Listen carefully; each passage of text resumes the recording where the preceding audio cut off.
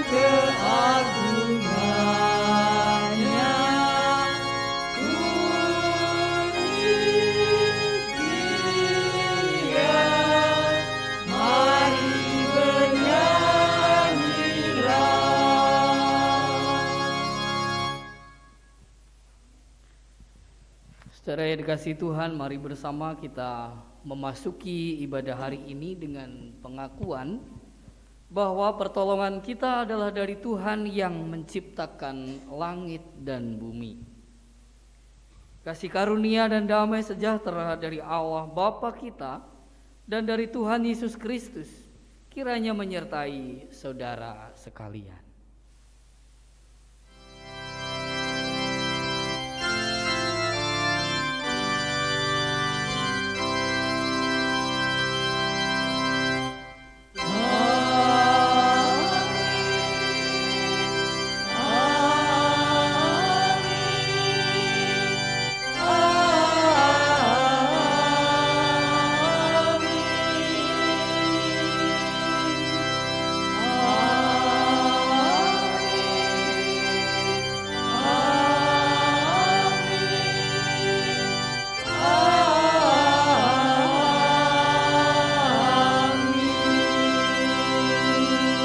Jemaat dipersilahkan duduk kembali.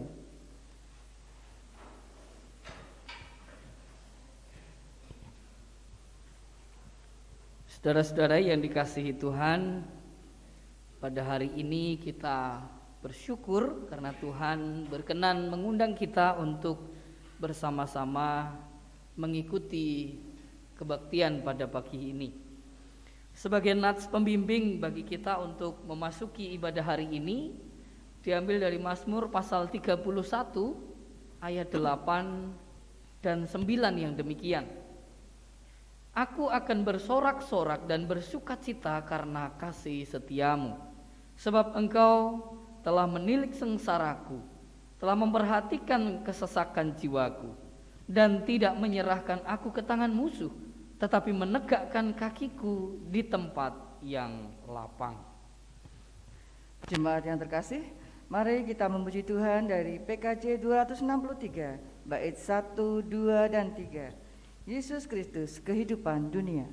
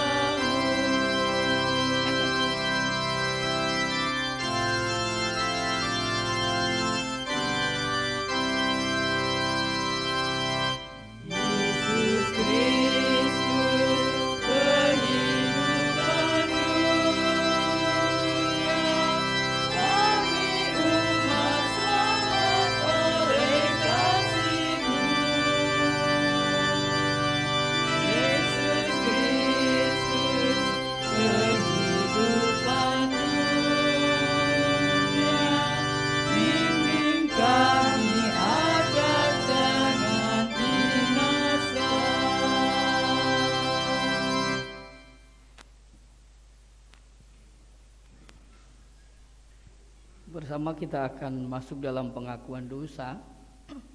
Dan sebagai dasar bagi kita untuk mengaku dosa di hadapan Tuhan, ini dengarkanlah hukum kasih yang tertulis di dalam Matius pasal 22 ayat 37 sampai dengan 40 yang demikian. Jawab Yesus kepadanya, "Kasihilah Tuhan Allahmu dengan segenap hatimu dan dengan segenap jiwamu dan dengan segenap akal budimu. Itulah hukum yang terutama dan yang pertama. Dan hukum yang kedua yang sama dengan itu ialah, kasihilah sesamamu manusia seperti dirimu sendiri. Pada kedua hukum inilah tergantung seluruh hukum Taurat dan kitab para nabi. Marilah kita merendahkan diri di hadapan Tuhan dengan mengaku dan menyesali dosa pelanggaran kita, serta memohon agar dapat melakukan semua kehendak-Nya. Jemaat yang terkasih, mari kita pujikan pujian penyesalan dari Kidung Jemaat 158 bait 1, 2, dan 4. Ku ingin menghayati.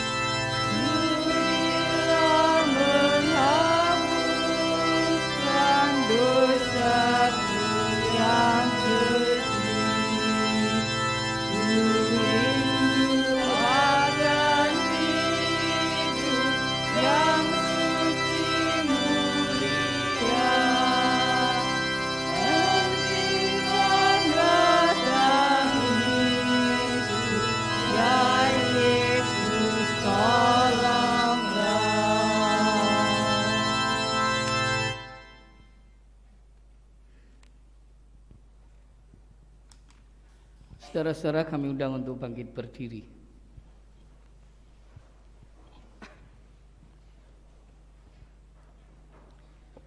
Sebagai hamba Tuhan, saya memberitakan bahwa setiap orang yang mau merendahkan diri di hadapan Tuhan dengan mengaku dan menyesali dosanya, serta berusaha dengan sungguh-sungguh untuk dapat melakukan semua kehendak-Nya, Tuhan yang Maha Kasih berkenan menganugerahkan pengampunan sebagaimana terdapat di dalam Yesaya 62 ayat 10 dan 11 yang demikian.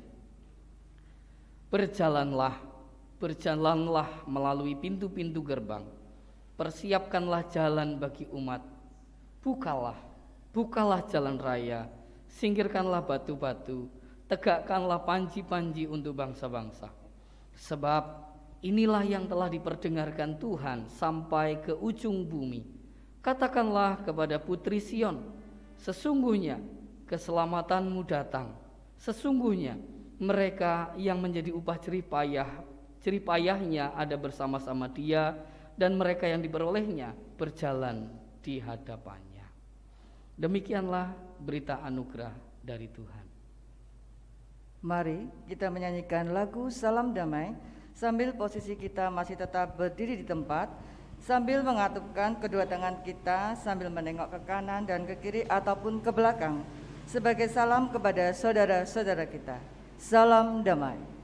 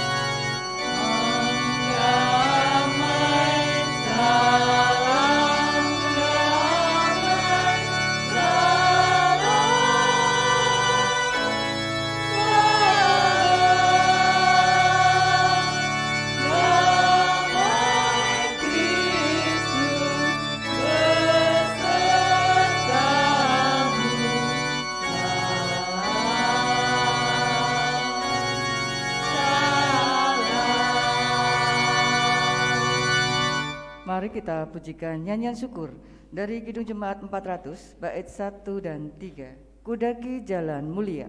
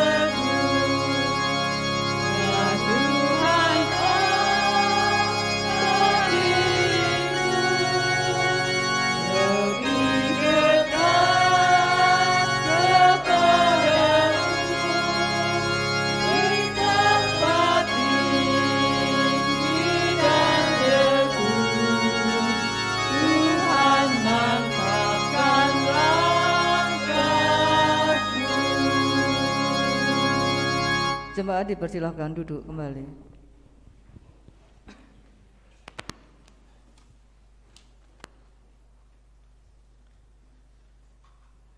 Saudara-saudara, sekarang tiba saatnya bagi kita untuk membaca dan merenungkan firman Tuhan. Karena itu kita akan berdoa terlebih dahulu memohon pimpinan Roh Kudus sehingga kita dimampukan untuk memahami dan melakukannya. Namun sebelum berdoa, saya mohon izin untuk membuka masker nih Bapak Ibu.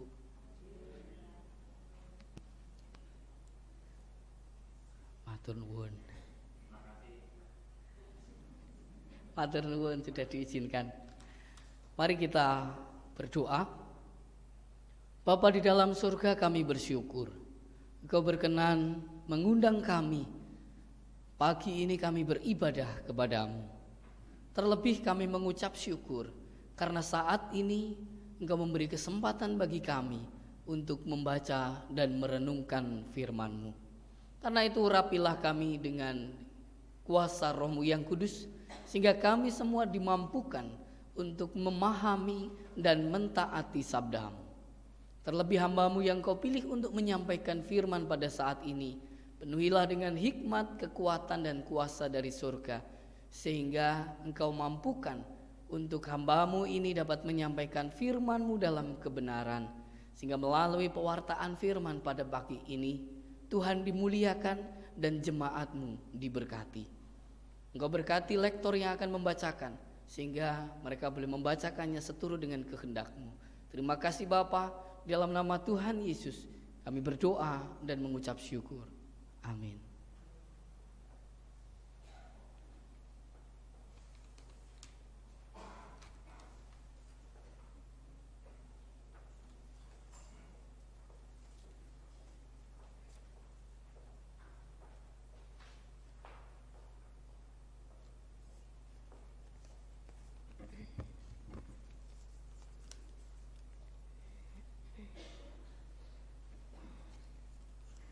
Jemaat yang terkasih dalam Tuhan Yesus Kristus, bacaan pertama diambil dari Yesaya 50 ayat 4-9. Tuhan Allah telah memberikan kepadaku lidah seorang murid, supaya dengan perkataan aku dapat memberi semangat baru kepada orang yang letih lesu. Setiap pagi ia mempertajam pendengaranku untuk mendengar seperti seorang murid.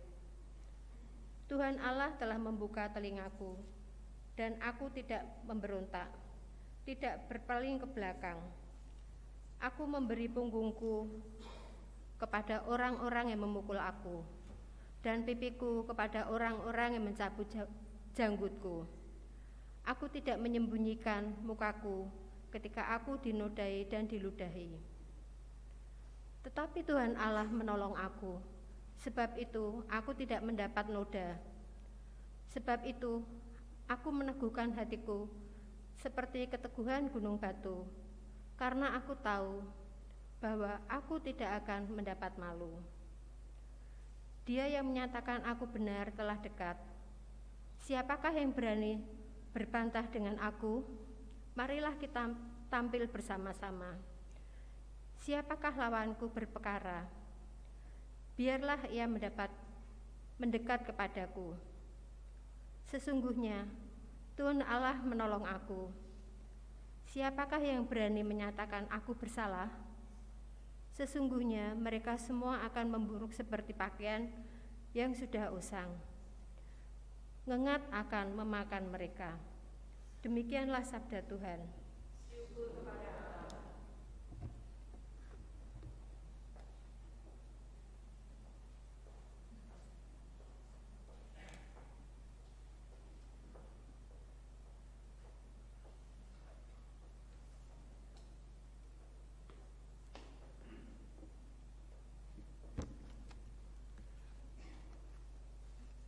Jemaat terkasih, marilah kita tanggapi bacaan yang pertama tadi dengan secara bersautan dengan membaca Mazmur tanggapan dari Mazmur 31 ayat 10 sampai dengan 17. Saya akan membaca ayat yang menjorok ke kiri atau keluar. Nanti jemaat membaca ayat yang menjorok ke kanan atau ke dalam. Yang demikian firman Tuhan ini. Kasihanilah aku ya Tuhan, sebab aku merasa sesak.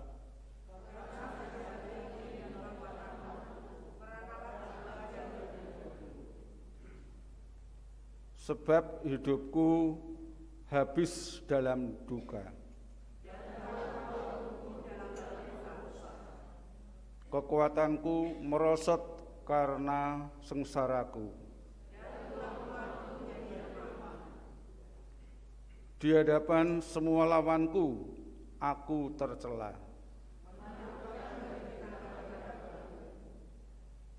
dan menjadi kejutan bagi kenalan-kenalanku. Aku telah hilang dari ingatan seperti orang mati. Sebab aku mendengar banyak orang berbisik-bisik. Mereka bersama-sama bermufakat mencelakakan aku. Tetapi aku kepadamu aku percaya ya Tuhan. Masa hidupku ada dalam tangan-Mu, lepaskanlah aku.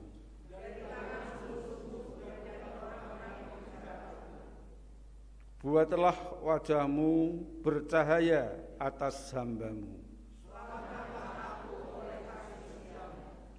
Terima kasih.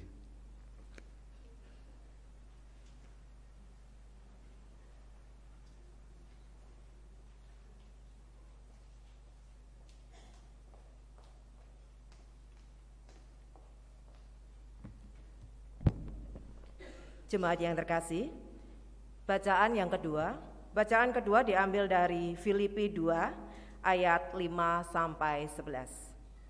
Filipi 2 ayat 5 sampai 11 yang demikian bunyi firman Tuhan. Hendaklah kamu dalam hidupmu bersama menaruh pikiran dan perasaan yang terdapat juga dalam Kristus Yesus, yang walaupun dalam rupa Allah tidak menganggap kesetaraan dengan Allah itu sebagai milik yang harus dipertahankan, melainkan telah mengosongkan dirinya sendiri dan mengambil rupa seorang hamba dan menjadi sama dengan manusia. Dan dalam keadaan sebagai manusia, ia telah merendahkan dirinya dan taat sampai mati, bahkan sampai mati di kayu salib. Itulah sebabnya Allah sangat meninggikan dia dan mengaruniakan kepadanya nama di atas segala nama, supaya dalam nama Yesus bertekuk lutut segala yang ada di langit dan yang ada di atas bumi dan yang ada di bawah bumi, dan segala lidah mengaku Yesus Kristus adalah Tuhan bagi kemuliaan Allah Bapa. Demikianlah sabda Tuhan.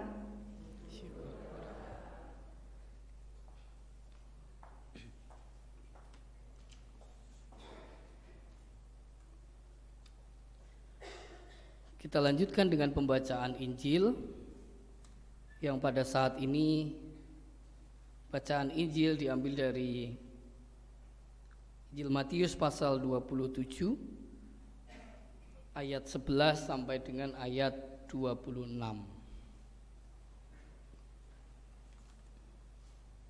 Injil Matius pasal 27 ayat 11 sampai 26.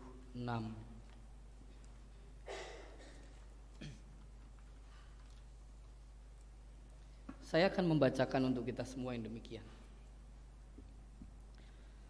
Lalu Yesus dihadapkan kepada wali negeri, dan wali negeri bertanya kepadanya, "Engaukah raja orang Yahudi?" Jawab Yesus,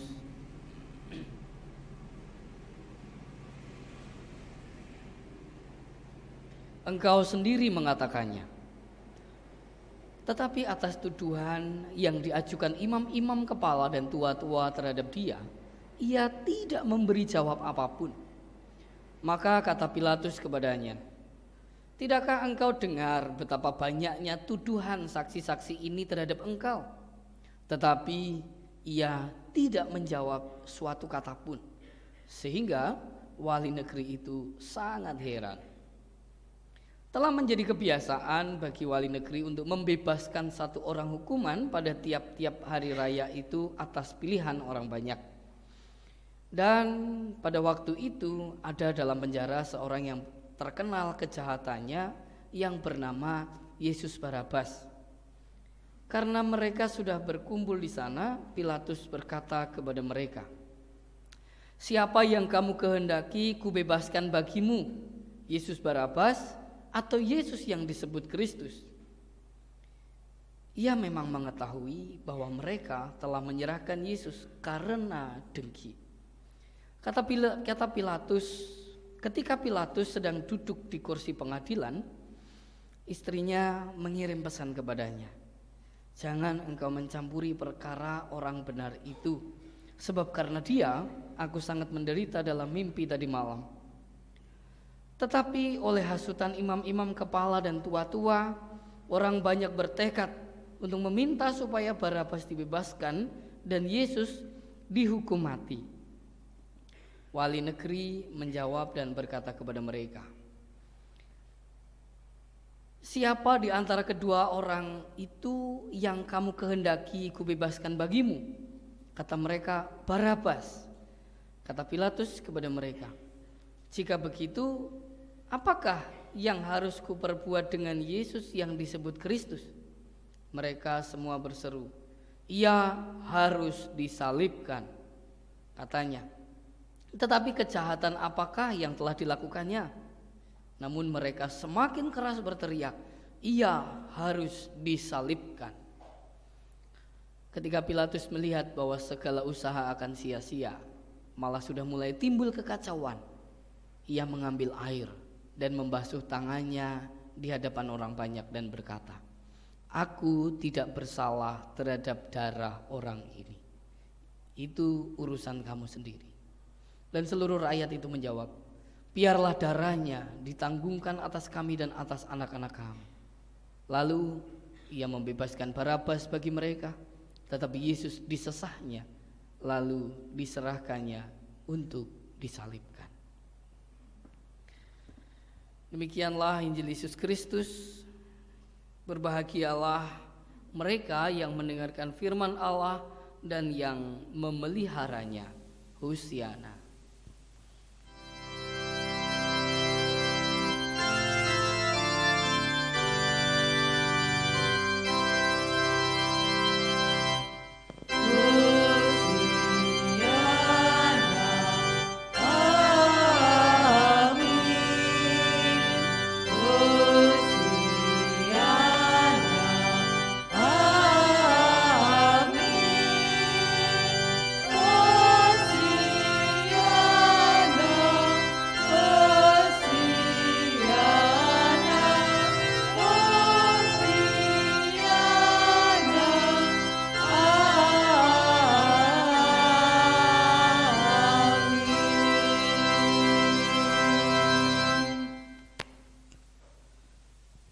Selamat pagi saudara-saudara. Sekali lagi selamat pagi. Puji Tuhan, pada hari ini kita bisa kembali bersama beribadah di Minggu Prapaskah yang ke-6 atau Minggu Palmarum. Ya, bersama-sama hari ini ada dua perayaan gerejawi yang kita hayati, yang kita rayakan secara bersama-sama. Jadi di minggu ini itu hari raya atau Minggu Palmarum, dan juga yang kedua adalah Minggu Sengsara. Minggu Palmarum kita diajak menghayati ketika Yesus hendak memasuki Yerusalem dengan mengendarai seekor keledai, lalu disambut orang banyak dengan daun palem, Hosana, Hosana, dan seterusnya.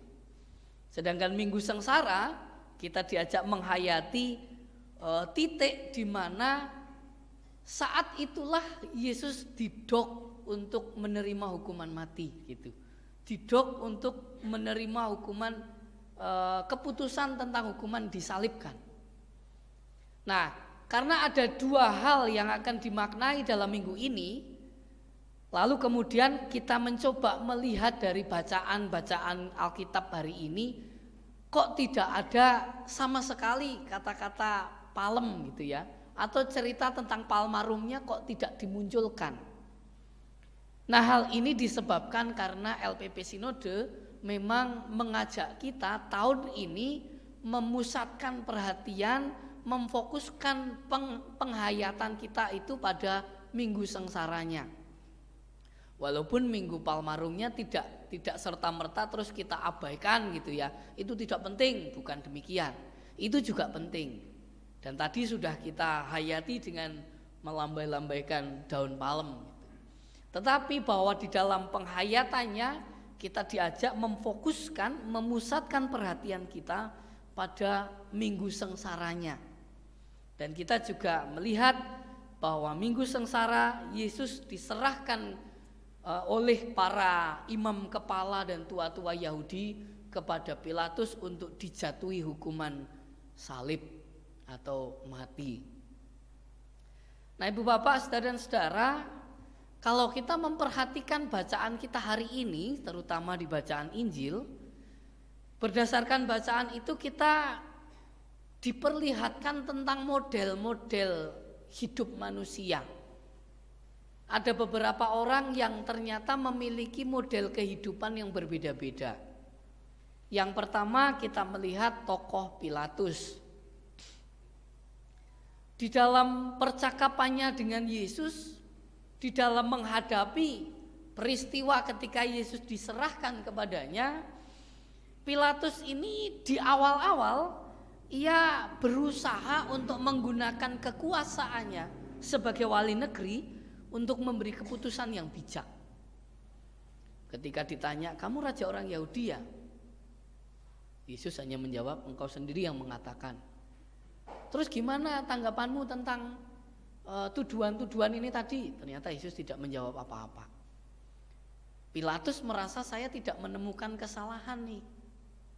Karena itu ia kemudian mengingat bahwa biasanya ada tradisi ketika hari raya Paskah itu bisa membebaskan satu tawanan. Lalu kemudian hal itu ditawarkan kepada masyarakat atau rakyat Yahudi, dan ternyata rakyat Yahudi memilih yang dibebaskan bukan Yesus Kristus tetapi Yesus Barabas. Nah, di akhir-akhir Pilatus mulai berpikir bahwa tugasku sebagai wali negeri adalah mengamankan rakyat supaya mereka tidak memberontak. Maka ketika aku harus membebaskan Yesus, mereka yang justru semakin keras berteriak, dia harus disalibkan, Yesus harus disalibkan, bebaskan Barabas. Dia berpikir, Pilatus berpikir, nah iki sing tak bebaskan itu Gusti Yesus, wah rakyat akan memberontak nih, saya yang akan menjadi korbannya. Karena itu dia berusaha untuk wis nek ngono aku golek aman wae. Oke, karena yang kamu minta dibebaskan adalah Barabas, Barabas saya bebaskan. Lalu apa yang harus saya perbuat terhadap Yesus Kristus ini? Disalibkan, gitu ya. Tetapi saya tidak bersalah atas darah orang ini. Jadi dia mencoba mencari aman, main aman. Di awal berusaha untuk memberi keputusan yang bijak, tetapi ketika desakan itu mulai muncul, ketika kepepet itu mulai muncul, pilihan yang diambil oleh Pilatus adalah cari aman aja lah. Daripada saya nanti tidak jadi wali negeri lagi, daripada nanti saya dilengsarkan, atau daripada saya dikeroyok sama rakyat yang mendesak itu, lebih baik saya cari aman saja. Nah, itu model orang yang pertama yang digambarkan dalam diri Pilatus. Model yang kedua yang digambarkan oleh para imam kepala dan tua-tua Yahudi. Kehidupan mereka dipenuhi dengan iri hati dan dengki terhadap Yesus. Karena itu, ketika iri hati dan dengki itu menguasai mereka, sehingga mereka tidak segan-segan berjuang untuk menyerahkan Yesus, golek-golek kesalahan Yesus. Jadi nek jenenge wong wis ora seneng, kuwi apa wae mesti enek salahe, betul ndak Bapak Ibu? Betul ya.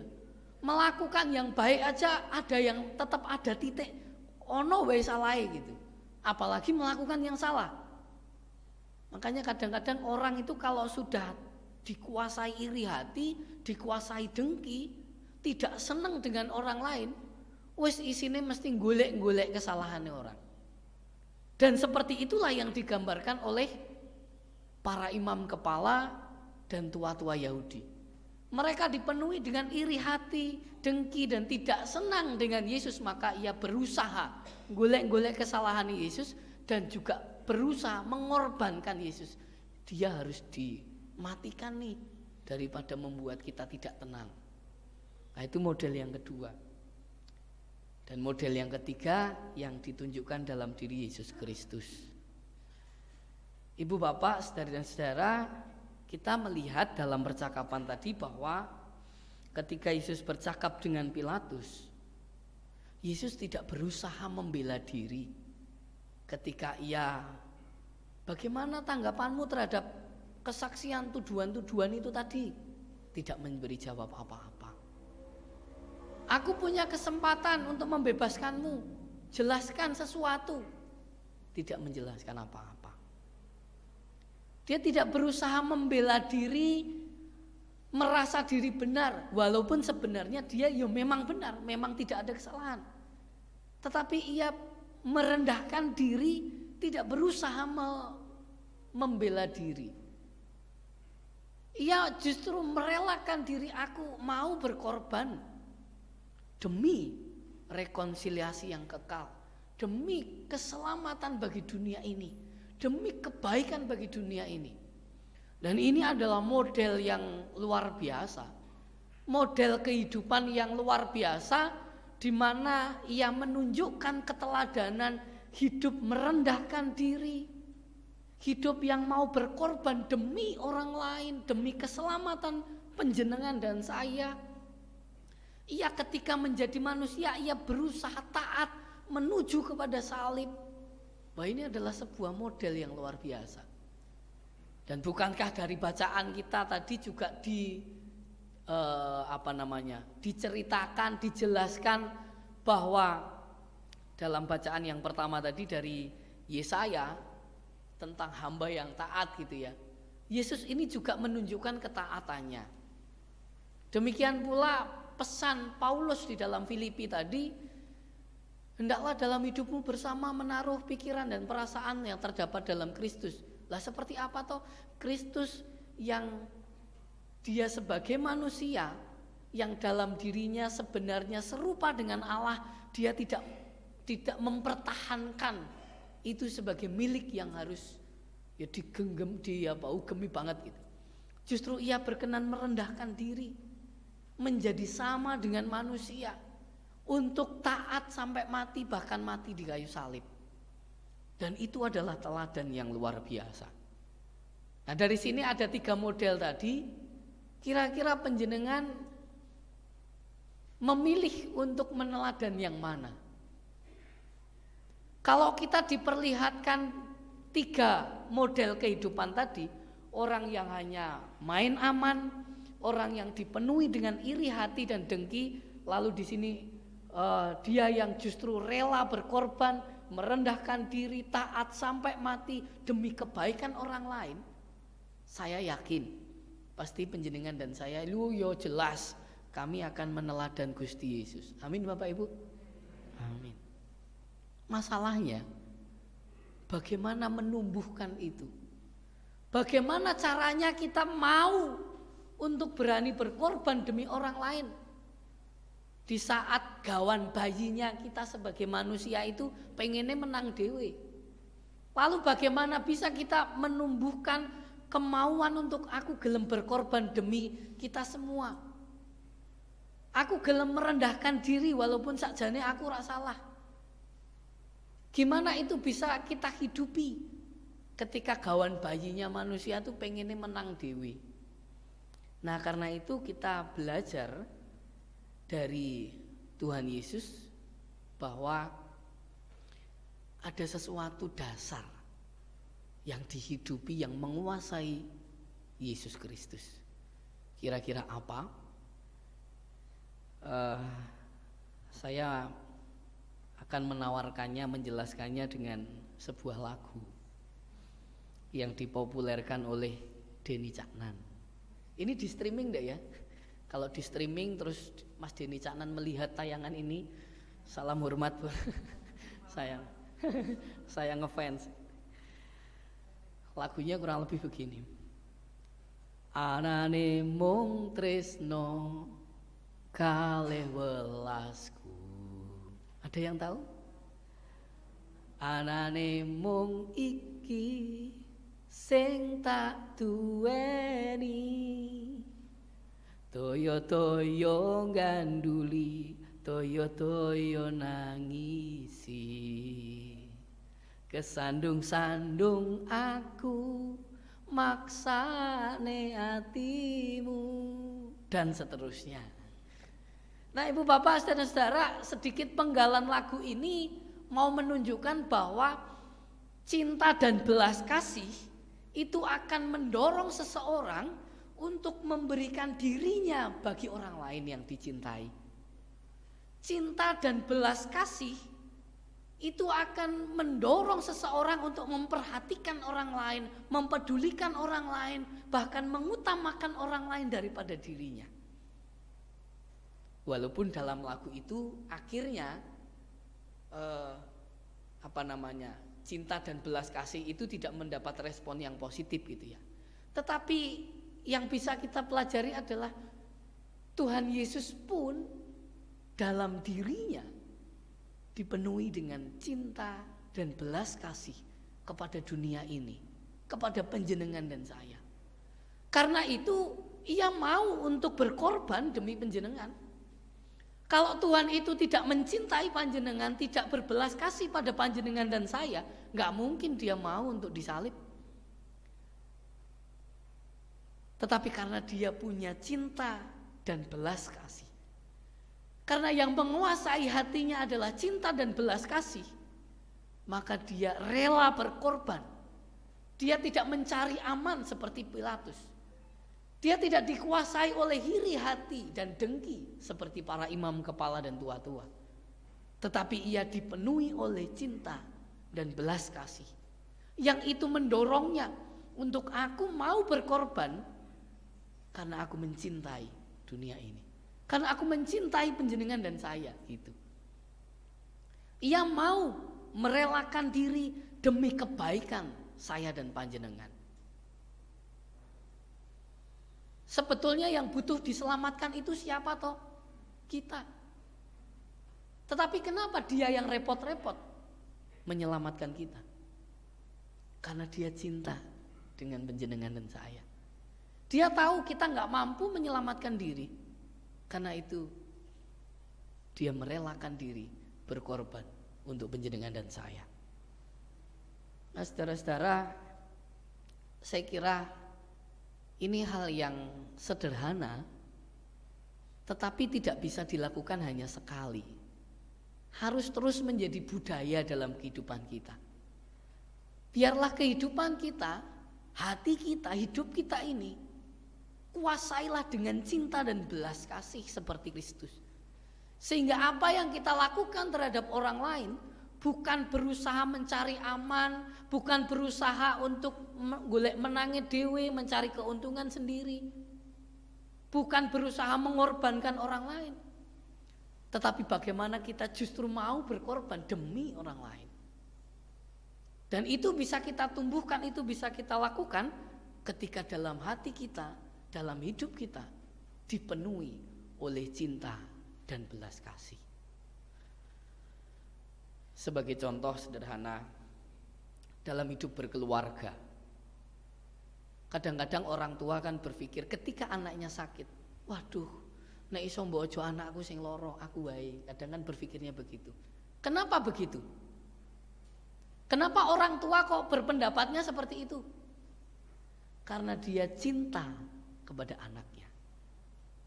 Karena dia mengasihi anaknya. Wah, nek bojoku loro ki aku melu loro. Mbok aku wae sing loro timbang bojoku. Kenapa begitu? Karena dikuasai cinta dan belas kasih. Enggak ada kan? Wah, bojoku loro, syukur, puji Tuhan, bojoku loro, ada kayak gitu? Enggak ada kan? Karena mencintai. Kalau melihat orang lain yang berselisih paham dengan kita, terus tiba-tiba orang itu kena masalah, syukurin gitu ya. Kapokmu kapan? Kira-kira itu menunjukkan bahwa kita dikuasai cinta dan belas kasih atau dikuasai iri hati dan dengki? Iri hati dan dengki. Panggilan kita adalah dikuasai oleh cinta dan belas kasih. supaya kita bisa meneladani apa yang dilakukan oleh Kristus. Kepada siapapun kita perlakukan itu, kita kuasai hidup kita dengan cinta dan belas kasih. Termasuk kepada gereja. Kadang-kadang terjadi dalam kehidupan bergereja. Wis engko gerejaku meh dadi apa ben lah. Ben diurusi majelis wae, gitu ya. Wah, itu berarti mengorbankan majelis itu. Mestinya kita tidak demikian kalau dalam hati kita, dalam hidup kita ada cinta dan belas kasih terhadap gereja ini. Karena aku mencintai gereja Tuhan di tempat ini, karena aku mengasihi gereja ini, maka aku mau berkorban, aku mau memberi apa yang bisa aku berikan untuk gereja ini. Karena aku mencintai, karena aku hidup dalam cinta dan belas kasih, maka aku akan memberikan diriku berkorban buat saudara-saudara dalam persekutuan gereja ini. Tidak hanya mencari keuntungan saya, kepentingan saya, yang penting aku teko mangkat melu ibadah balik yo balik, urusan gereja ben diurusi majelis, bukan seperti itu. Nah, sekali lagi, itu semua akan bisa kita jalani.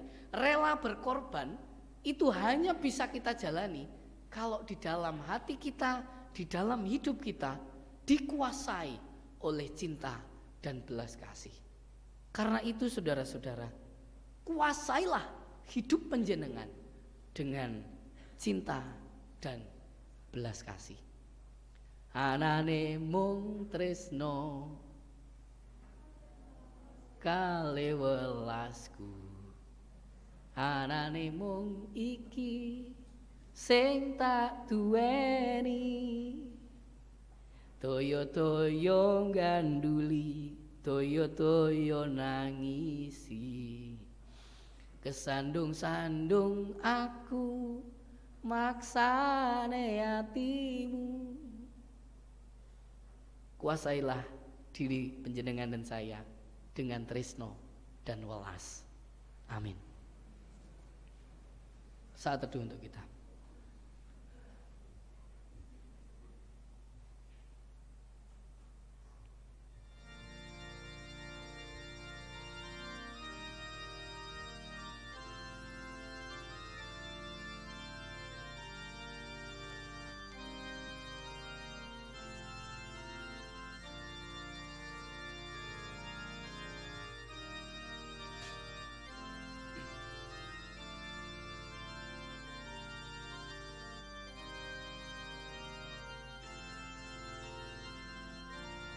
Saat teduh cukup dan kita akan menyaksikan ada persembahan pujian dari rekan-rekan SMP Masehi yang akan menyanyikan lagu Betapa Dalamnya. Dipersilahkan.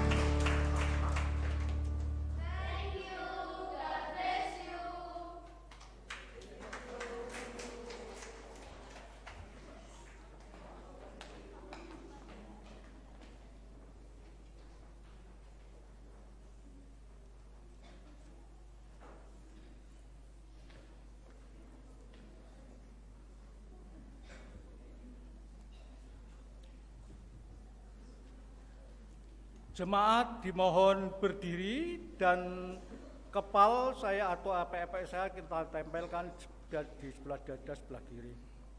Marilah kita bersama-sama dengan umat Allah di mana masa lalu, masa kini, dan masa depan mengucapkan pengakuan iman kita menurut pengakuan iman rasuli. Aku percaya kepada Allah Bapa yang Maha Kuasa, Khalik langit dan bumi, dan kepada Yesus Kristus, anaknya yang tunggal Tuhan kita, yang dikandung daripada Roh Kudus, lahir dari anak Maryam, yang menderita di bawah pemerintahan Pontius Pilatus, disalibkan, mati dan dikuburkan, turun ke dalam kerajaan maut, pada hari yang ketiga bangkit pula dari antara orang mati, naik ke surga, duduk di sebelah kanan Allah Bapa yang Maha Kuasa, dan akan datang dari sana kelak untuk menghakimi orang yang hidup dan yang mati. Aku percaya kepada Roh Kudus, gereja yang kudus dan am, persekutuan orang kudus, pengampunan dosa, kebangkitan daging, dan hidup yang kekal. Jemaat dipersilakan duduk kembali dan terima kasih.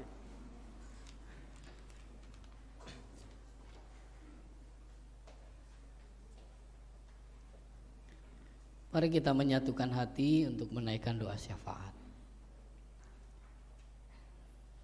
Terima kasih Tuhan, Kau memberkati kami dalam ibadah ini dengan sabda-Mu yang meneguhkan kami betapa kasih-Mu besar Engkau nyatakan untuk menyelamatkan kami, untuk kebaikan kami.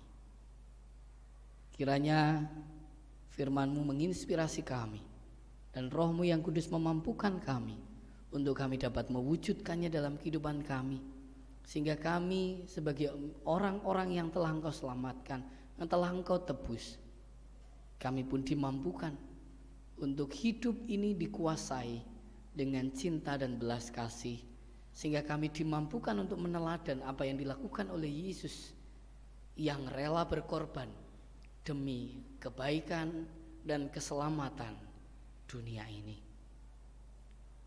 Ya Tuhan, di tengah-tengah rasa syukur kami atas sabda-Mu, kini bersama kami menyatukan hati membawa syafaat kami. Kami berdoa untuk gereja-Mu GKJ Bululor ini. Engkau kiranya memberkati para pelayan yang ada di gereja Tuhan ini, sehingga mereka boleh senantiasa melayani Tuhan dengan sungguh-sungguh. Mereka menjadi pelayan-pelayan yang rela berkorban karena cinta kasih mereka atas gereja Tuhan ini. Kami juga berdoa untuk seluruh rancangan program kegiatan, kiranya semuanya dapat berjalan seturut dengan kehendak-Mu. Demikian pula kami berdoa untuk seluruh jemaat Tuhan di GKJ Bululor ini, mereka yang saat ini sedang menghadapi pergumulan, kiranya Engkau berkenan berkarya, memberi pertolongan atas pergumulan-pergumulan yang mereka alami. Baik mereka yang bergumul dengan kesehatan karena saat ini sedang sakit, sedang dalam proses perawatan atau dalam proses pemulihan. Saudara-saudara kami yang tidak dapat kami sebutkan satu persatu, kiranya Kau berkenan untuk memberkati mereka, sehingga walaupun di dalam kondisi mereka yang sakit, mereka boleh tetap berpengharapan kepada Tuhan, Sang sumber kehidupan mereka. Demikian juga saudara-saudara kami yang bergumul dengan persoalan-persoalan dalam keluarga, baik persoalan ekonomi, persoalan relasi. Engkau kiranya memberkati, sehingga saudara-saudara kami boleh senantiasa menumbuhkan hidup yang dipenuhi oleh cinta dan belas kasih. Demikian pula saudara-saudara kami yang mungkin sampai saat ini sedang bergumul untuk mencari pasangan hidup, ataupun saudara-saudara kami yang bergumul merindukan momongan atau buah hati. Kiranya Tuhan juga berkarya untuk tetap meneguhkan iman mereka, sehingga mereka boleh tetap berpengharapan di dalam Kristus. Tuhan, kami juga berdoa untuk bangsa dan negara Indonesia ini, para pemerintahan yang ada di pusat maupun yang ada di daerah, khususnya di kota Semarang. Kau berkati kami semua untuk bisa membangun kerjasama menjadikan kota Semarang ini, menjadikan Indonesia ini, bahkan menjadikan dunia ini penuh dengan damai sejahtera, karena kehidupan kami yang masing-masing dikuasai oleh cinta dan belas kasih. Terima kasih Tuhan. Tentu masih ada banyak hal lagi yang menjadi kerinduan dan permohonan kami, tetapi karena keterbatasan kami, biarlah semua itu kami serahkan kepadamu, karena kami percaya kehendak-Mu jauh lebih mulia, lebih baik daripada apa yang kami inginkan. Dalam nama Tuhan Yesus kami berdoa dan bersyukur. Amin.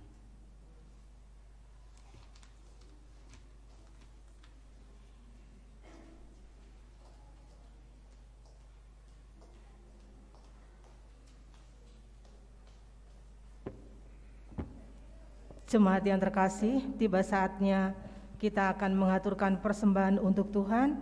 Nats persembahan diambilkan dari Mazmur 54 ayat yang ke-8. Demikian firman Tuhan. Dengan rela hati aku akan mempersembahkan korban kepadamu, bersyukur sebab nama-Mu baik ya Tuhan. Persembahan akan diiringi pujian dari Kidung Jemaat 288, bait yang pertama, kedua, dan yang ketiga. Kita akan bersama memujikan untuk bait yang pertama dan kedua terlebih dahulu. Kantong persembahan diedarkan dengan iringan musik saja. Bait yang ketiga dipujikan dengan bangkit berdiri. Kidung Jemaat 288, mari puji Raja Surga.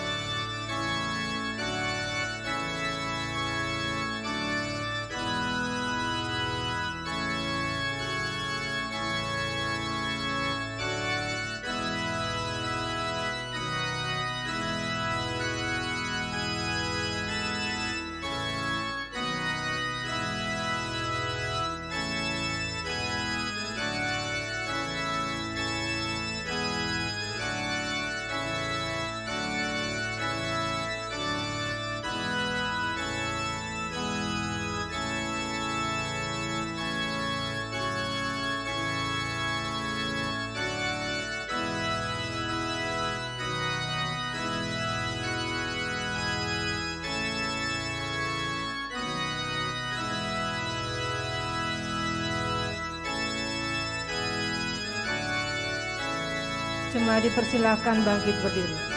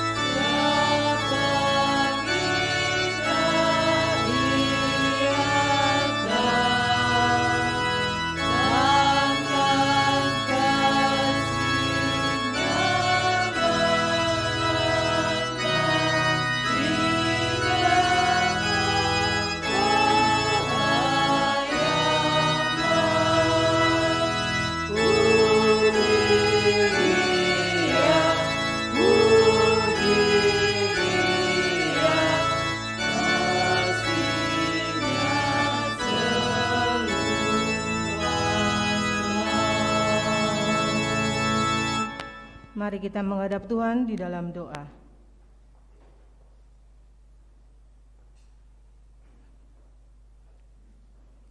Bapa kami yang maha mulia, kembali kami datang ke hadirat-Mu, mengucap syukur atas semua penyertaan-Mu di dalam ibadah minggu ini.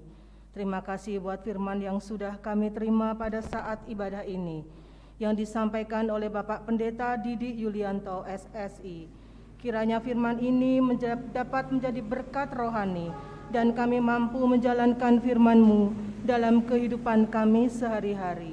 Kami juga berdoa untuk Bapak Pendeta Didi Yulianto SSI. Kiranya Tuhan selalu memberikan berkat-berkat limpah dalam kehidupannya dan di dalam setiap pelayanannya dimanapun beliau berada. Kami juga berdoa untuk persembahan yang sudah kami kumpulkan. Tuhan berkati dan sucikan, sehingga persembahan ini senantiasa menjadi kemuliaan dan pelayanan terbaik bagi nama Tuhan. Tuhan juga memberkati jemaat yang sudah memberikan persembahan, kiranya senantiasa mempersembahkan dengan ketulusan dan kesungguhan seturut kehendak-Mu. Mohon berkat juga untuk majelis yang mengelola persembahan ini, agar senantiasa dimampukan melayani dan bertanggung jawab sesuai firman-Mu. Jika sebentar kami akan pulang kembali ke rumah kami masing-masing, kiranya Tuhan menuntun dan menyertai perjalanan pulang kami, sehingga kami sampai di rumah dengan selamat.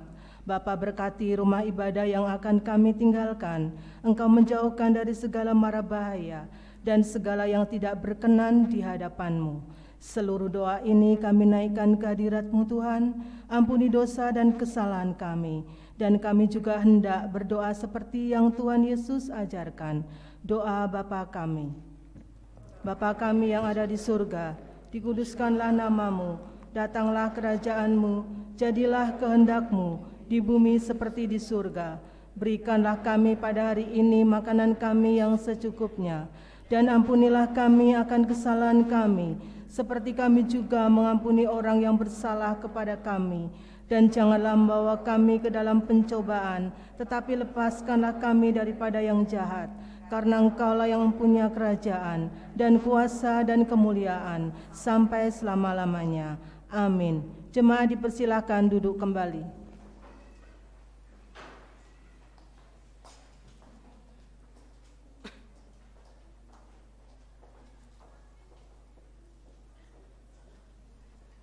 Mari kita bersama menyanyikan nyanyian pengutusan dari Kidung Jemaat 466 yang B.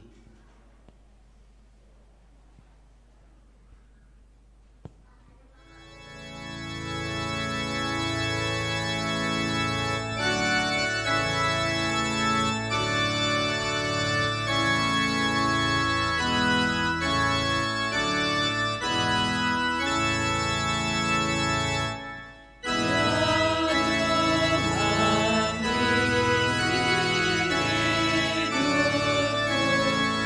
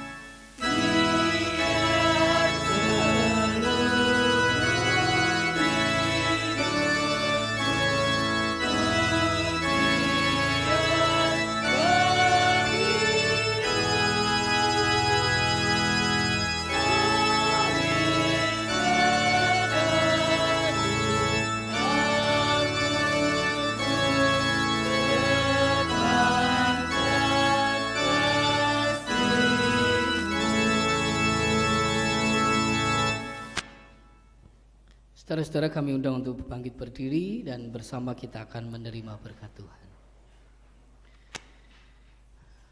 Undurlah dari tempat ini, kembalilah kepada kehidupan sehari-hari, pandanglah dunia ini dan jadilah saksi Kristus dimanapun saudara berada.